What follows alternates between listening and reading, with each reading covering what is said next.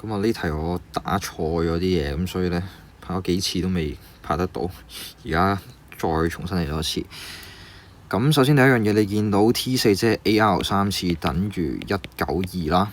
咁跟住後來有個 T2 就係 AR 乘 T8 就係 AR 7次，咁結果就等於2304。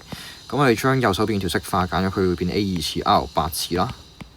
咁跟住咧，點樣可以透過呢兩條式揾到 A 或者 R 呢？我哋嘅做法就係將第一條式 square 咗佢，就會變咗 A2 次 R6 次等於192嘅2次，即係36864。好啦，後來我哋就用右手邊呢一條式去除翻左手邊呢條式，得到嘅結果咧就係 R2 次等於1/16，亦即係 R 有機會等於1/4或者係-1/4。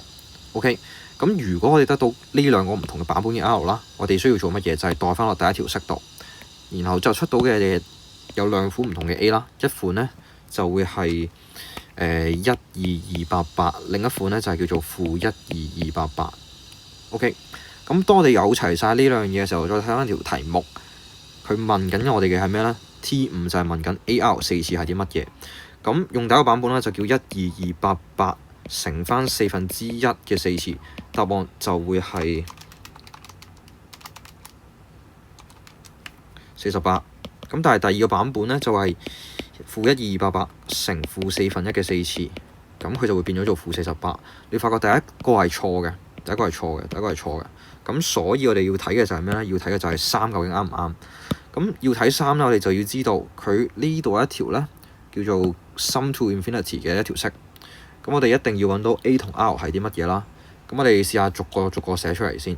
嗱 T2 其實係咩咧？第一個版本就會係12288乘1/4，計到係3072啦。